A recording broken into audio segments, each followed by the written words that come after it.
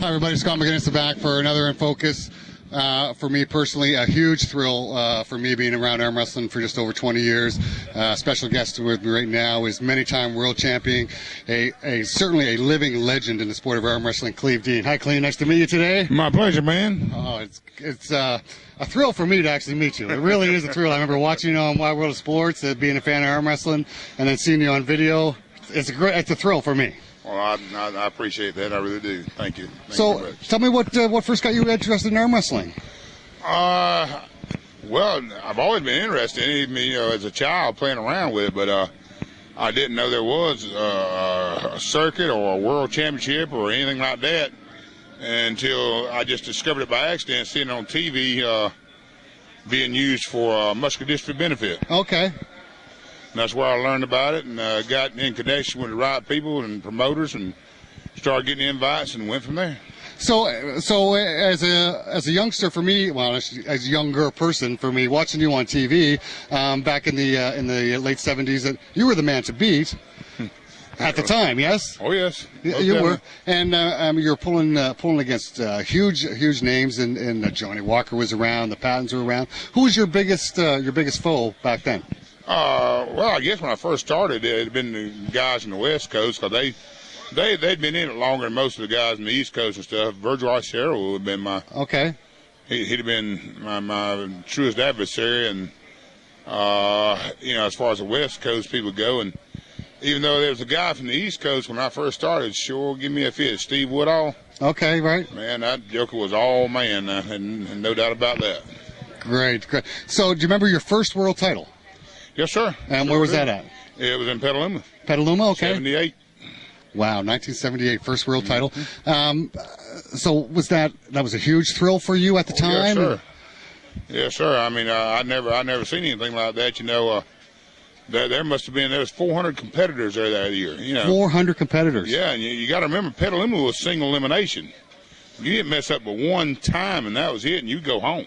Wow, that's a tough way to arm wrestle. That's a tough thing to know. You're going that far, spend that kind of money, and all you got to do is just not hear something. And I like to have done it. I mean, I wasn't used to having multiple tables on the table at the same time, on the stadium. Yeah.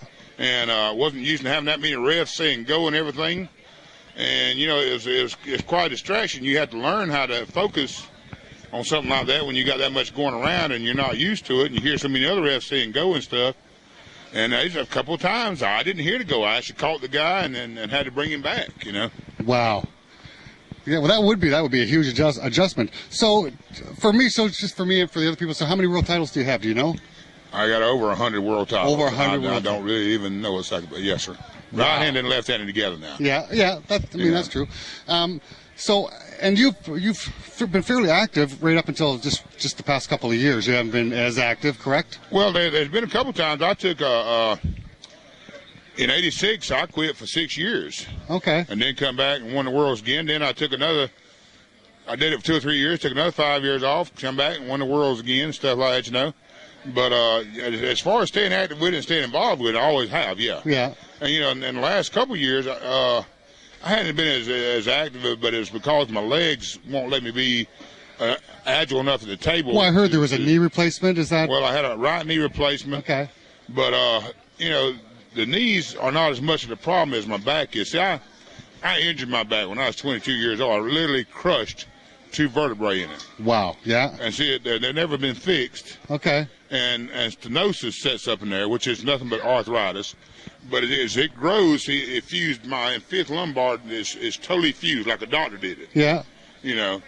But that fusion also goes inside your backbone and it starts pinching off nerves. Oh, okay. See, that starts it's actually a paralysis, a slow paralysis is what it is. It's something that can be corrected, but for my size is what's making it so difficult. Okay. And see, I've been 3 times here lately trying to get an MRI done, can't get it done yet, Man. Now, I still hope to get it done, and I got a doctor that says he can clean it out, so maybe, good Lord willing, it'll happen. Okay. So now, after being off for a few years, now what motivates you to come back and try again, like for another world title? Just the love of the sport? I just love the sport, love the people.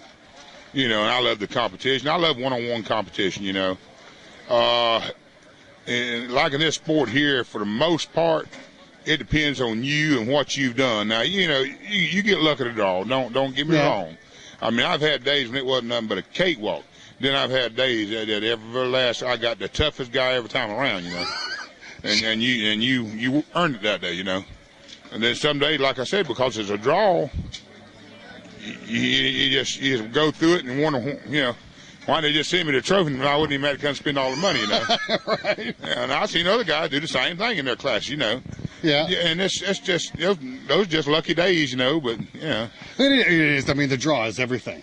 The draw really is. It makes a world difference in what kind of day you're going to have. Yes, sir. Yes, definitely. So now you're here today. Are you going to try and compete today, or are you just here to see some friends? Here to see everybody and watch everybody. I mean, I don't live at 50, 60 miles from here, see, so. Oh, okay. Yeah, I come up every year and support this one and stuff like that. And I'll play around the table with some of the guys after it's over with and stuff like that, but.